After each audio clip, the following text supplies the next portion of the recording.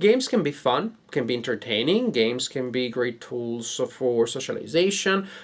They can be used to model reality, as it happens with word games that are used to simulate things that have happened, so we understand them better, or may happen, so we may gain some insights about the future. If these ways of using games that I just mentioned were all that games could do, I think games already would be a very interesting thing, a very interesting activity worthy of our time, interest, and attention. But can games also be poetic? Can games also give us a type of deep, thought-provoking, challenging, sometimes unsettling experience that, for example, art and poetry can produce in us? Can games make us question our assumptions? Can game make us think more self-consciously about the way we relate to each other, to the past, to ideas that we know very well or think we know very well? Well, there are several scholars that think indeed that games can have an artistic, poetic quality. I'm not talking about the art, like the illustrations or the production values. I'm talking about the mechanics of the game producing a type of poetic, artistic type of experience. Several scholars think that it can be done. For example, Miguel Sicart in his book Play Matters, and Mary Flanagan in her book Critical Play, Radical Game Design. These are both excellent books which are precisely about games that offer innovative, unusual, anti-conventional experiences that definitely are can be seen as similar to the ones that we have from art or in poetry. I should just say games that can produce artistic type of experience. Of course, they're interactive experiences. It's not a painting that sits there and you're watching it on the side of things. You're involved in it, so they are sort of happenings. That kind of experience in which there isn't a clear division between the audience and the artist. The audience is part of the experience and produces the work of art. Long intro, and it's not over yet, because these two books, which I recommend and are absolutely great and very thought-provoking and interesting, they have maybe one limitation. If there's one thing that I were to complain about, is that the type of games that they talk about are not entirely games, or not exactly games. Precisely because they're so radical, precisely because they're so different from the type of experiences that we encounter every day. They're almost like artistic experiences, happening type of experiences built around a game engine, built around game ideas. They're artistic events that resemble games, rather than games that also have that dimension. Now, my further question, and now we're going towards the end of this long introduction. My further question is, can there be games that still feel like game, look like games, play like games, you can play and just enjoy for the mechanics, that retain that enjoyment quality, that retain a strong gameplay quality, and also make you think, and also have a poetic element, and also have a broader meaning? Well, I think that is possible, and one such game is the one I'm going to tell you about today, and it is the Grizzled. The Grizzled is a game about war, not a war game at all. It is set in World War One. I said it's about war, but not really. It is about a group of friends that have been recruited in the Great War, and they're there fighting in the trenches, trying to make it alive at the end of each day, and possibly trying to make it alive until the end of the war. And they can rely on their rifles, they can rely on their training, but most than anything, they must rely on each other. It is about a game about friendship in the trenches. Let me show you how it works, and then I'll try to explain why I think that this game is indeed, in a broader sense, a poetic game, not just a game. This is the rulebook of the game. It is small, short, pretty well done, and it already showcases the beautiful art that is an important element in this game. It's an element that really helps building the atmosphere that you have in the game. Like, look at here, on the back of the cover of the rulebook, we have a picture of the 6 protagonists. Clearly, when they were younger, before they entered the war, they're all smiling and happy. And on the cover, you have the same people, still the same group of friends, but after they had been in the war for a while, and now they have seen a lot and they have become different people. From here already you get a sense that this is not so much a game about war, but about these people and what the war is doing to these people. Also, look here in the rulebook. Look at the small illustration here on the morale drop section. How often do you see an image like that in games dealing with war? You see the action, you see people being strong, you even see people being dead, but people being desperate, that's something you rarely see. I think it's small, simple, but very powerful illustration. It already makes a statement about what the game is really about. Now, as for the game, how does it work? Each player controls a character represented by a card, such as this one. The cards are double-sided. On one side you have the lucky charm with a symbol, and the other side has not the same thing, only the illustration. When you use the lucky charm and you will gain a benefit for it, we'll talk about it, then you simply flip the card to indicate that you did use your lucky charm, and you may be able to refresh the card later. These 2 decks represent the main engine, the main element of the game. As you can see, there are 2 cards face up at the bottom. One represents peace and one shows a monument with the names of the 6 protagonists, so that is not good. In the game, you will deplete slowly and painfully this deck of cards, and you will also transfer cards from this deck to this one. If you manage to deplete this deck of cards entirely so that the peace card is fully visible, then you win the game. Your character made it alive until the end of the war, and on the opposite side, on the contrary, if you do deplete this deck here and the monument card is fully visible, alas, then it means that your group didn't make it. So that's another interesting touch. You could have just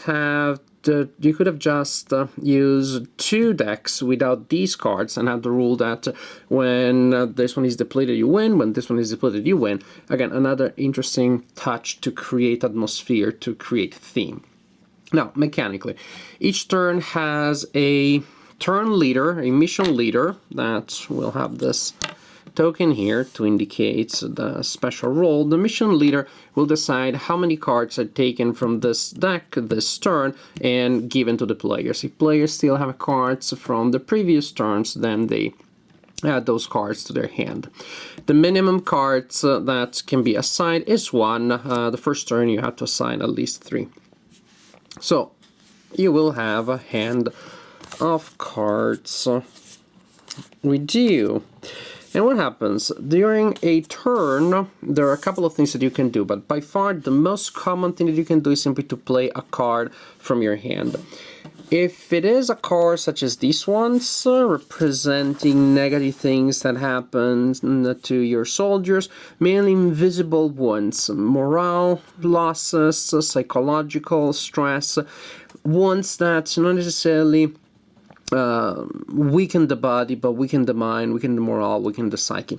These cards, when you play them, you put them by your character card. They stay there for the time being, and you simply implement the text, which is bad stuff that is happening to the character. So limitations and stuff like that. Let's use this card here actually for reasons that will be clear later. So this is how you get rid of these cards. You place them by your character. These other cards represent threats. Each card represents at least 2 threats. There is a threat in the landscape, for example, this is winter, this is night, and a threat, at least 1 threat on top. This whistle here represents an attack. This is the whistle that says that you have to jump out of the trench and run into no man's land, most likely towards your certain death. And here the gas mask is a gas attack. Here we have bullets coming against you, the proverbial bullet with your name on it. So if you have one of these cards, well, you probably have several, you play it. in the middle of the table in what is called no man's land. So the game goes around, the players play cards by their character or in the middle of no man's land, and you're trying not to have 3 of the same threat symbol on the table. So you do not want 3 of these winter landscapes, 3 whistles, 3 bullets, any of those. Right now we're still good because I only see 2 bullets. Landscapes are all different, so we're still good. Probably players can play more cards. During your turn you can play a card, do some other things that I will talk about later, or withdraw. Ideally a mission ends when everybody has withdrawn and there are no more than 3 cards of the same type with the same 3 symbol representing the same threat on the table. If there are 3 symbols with the same threat on the table, the mission was a failure. The cards are taken and shuffled back into the initial deck, the one that you're trying to deplete. So you're not getting any closer to peace. If people withdrew and on the table there aren't 3 of a kind, when it comes to threats, then the mission was successful and the cards in no man's land are simply discarded. When you're checking to see if you have 3 of a kind, and when that is too late and the mission is a failure, the symbols that are on the psychological cards by the characters also count. But again, here we have rain, so that we don't have 3 of any type. There are some tricky things here. Some cards, such as this one, this is called a trap card. When one of these is played, then you need to draw another card immediately from the deck and play it and play wherever it applies, which can be super dangerous because well, you're doing your calculations, making sure that you get as close as possible to 2 without to 3 without having 3 symbols of a kind. But of course, this may break your plans. For example, if this card had forced me to draw this card, now I have 3 knights, and that is bad because then that means that the mission ends in a failure. So you withdraw. And the mission is successful, or you draw and the mission is a failure. Other things that you can do during your turn. You may have acquired a token with a speech on it. The text is immaterial, just the token is important. There's something that helps your friends deal with their morale. If you spend one of these tokens, then you name one of the threats in the game, and the other players can discard a card that has that threat. So that means that you have to pay attention to what other players are playing so that you get a sense of what they may have in their hands. Oh, why did that person withdraw when there were 2 gas masks? Most likely he has the 3rd one. In this game you have very limited communication, so you have to figure out what's going on with other players without asking them, really. You may use your lucky charm, in which case you remove a card with the symbol represented there. And another thing that you can do, actually you can do it only when you withdraw, is to play a support tile. There are several support tiles. The players receive 2 of them at the beginning of the game, plus 1 randomly. Plus a random one, so you don't know exactly what kind of tokens that the players have. When you withdraw, and if you still have one of these tokens, you can place one on your card. And again, when you withdraw, and if you have them, you can, you may, you don't have to. Then when we reach the end of the round and everybody has withdrawn, we reveal these, and as you can see, support tokens point to other cards. This one points the player to the right, this one points to the player to the left. It may be that no one has received any support, or that there is a tie. Several players have received the same amount of support. Say 2 players received a support each, then nothing happens. But if there is a player that has received a majority of support tokens, in this case, for example, this character has received 2 supports, and these guys have received 0, then if there's a character that has received the majority of support, the character does get a benefit, and the player that controls that character can either discard 2 of these cards from their area, so that's pretty good, or the player can refresh a lucky charm in case the character already used a lucky charm. Now, when the mission is over, then you will need to transfer cards from this deck to this deck. And the number of cards that you transfer is equal to the number of cards that the players have in their hand at that point, cumulative, with a minimum of 3. This is very important because, of course, otherwise you could just get simply a card, 3 cards out each turn, 1 per player, for example, a 3-player game. Everybody plays 1, it's very safe, everybody has their hands clean, there's nothing there. Then you do that again, and it's automatic that you win the game. It's very easy to win the game.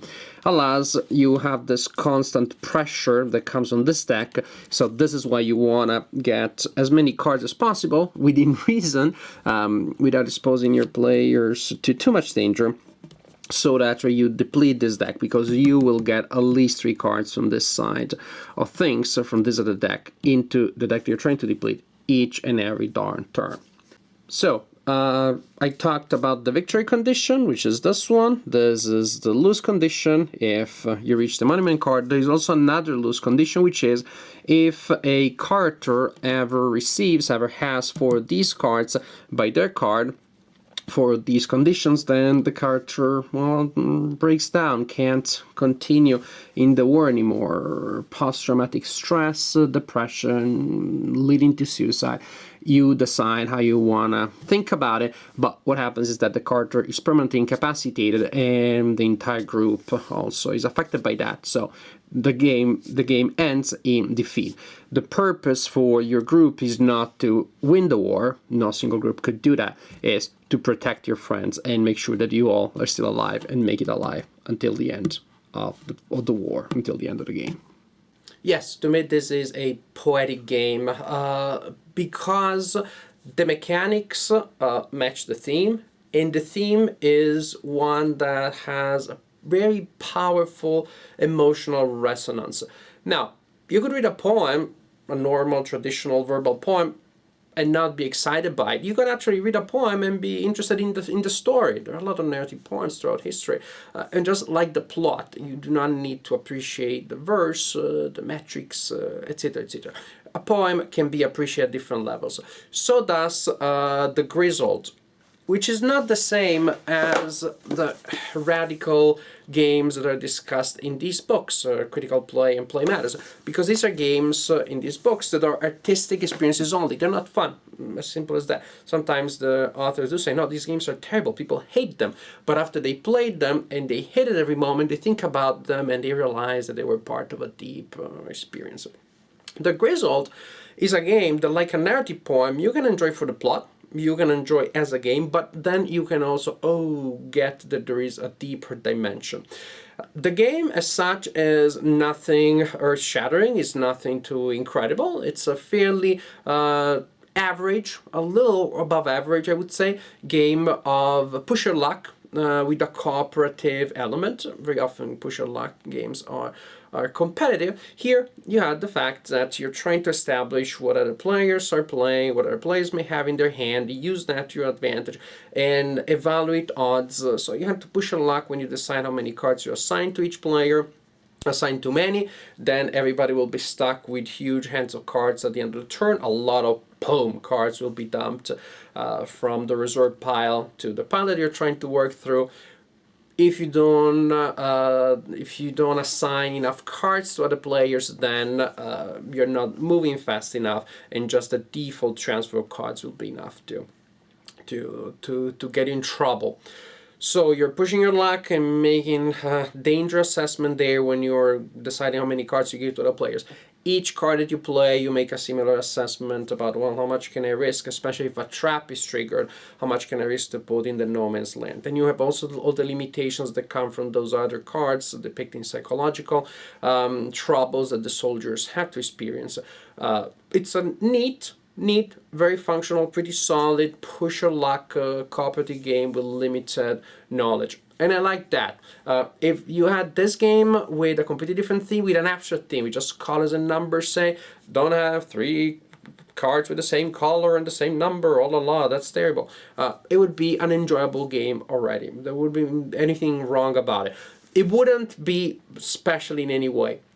What makes it special to me, however, is how this mechanic here is tailored very well with the theme, with this, and it does provide a pretty deep, a pretty intense type of experience when you realize what the game really is about. It is about friendship. It is about the human fragility, and again, not just the body that can be pierced by bullet, but the mind that can be pierced by devastating thoughts, can be destroyed by fear, can be destroyed by stress, can be destroyed by depression. It's a pretty powerful statement. And even the limited communication that you have, which feels so gimmicky at first. I had no idea what that was there for. I thought that's just being put there so that the game can work, which could be okay, but it feels very stretched, very forced. But then I realized actually that it fits the theme so well. We're talking about these people that were born in the late 19th century, these manly men that grew up with the idea that you have to be tough and strong and not show your fears, and then all of a sudden they are tossed in the most horrendous situation that can be devised, and they're still trying to keep up that persona of strength. And I like that they're trying to look tough. They don't talk about what's going on inside them. And they don't ask each other, well, are you experiencing trauma? Are you depressed? Are you afraid? Are you scared? Because they know that that would be a huge offense. That would interrupt the communication. So they're being tough because they want to look tough for themselves, for their sense of self-respect, and for the group. They want to look tough and self-confident to help other people to feel similarly. That's represented to me by the speeches that you can give. And so this fact that you cannot talk to each other, to me, is all of a sudden something clicked in my mind, and I realized that was this beautiful, interactive, nuanced, indirect representation of men that are trying to help each other, to support each other, without they're dealing with the patriarchal sense of being a manly man that they have been imbued with by their education and by upbringing, and yet at the same time they're trying to take care of each other. So the fact that probably around the table people can talk, but you'll be looking at each other, you'll be pointing at a friend with your eyes to see, to decide where to direct support, which is precisely what you would imagine in this trench in France, 1915. There is rain, there is smoke, there is smell of death and destruction all around you, and you realize that your best friend is there and is like shivering, and not because of the cold, the person is breaking down, and you simply exchange a quick glance with the friend, and you don't need much more than that, because you both know what's going on with the third friend, and you both, without having to talk to each other, decide to help that friend. I haven't been in war, but of course this kind of situation, how much meaning you can convey simply by looking at somebody else in the eyes about something that's happening to another person. This idea of helping somebody without making them feel bad about themselves, it's something we all have experienced, not at this deep level. And I think it's remarkable that you have a game that manages to depict that specific human element of indirect communication, of support, of mutual support, of sensibility, of sensitivity to what's happening to other people, inside other people, without having to make a big deal about it, without having to make a big speech about it, because you're respectful of that person. You want to help them without making them feel bad. I think it's pretty remarkable. I think there aren't, I don't remember many games that can do something like that. That they have a pretty straightforward, simple set of mechanics that also create much more deep, nuanced, poetic type of experience.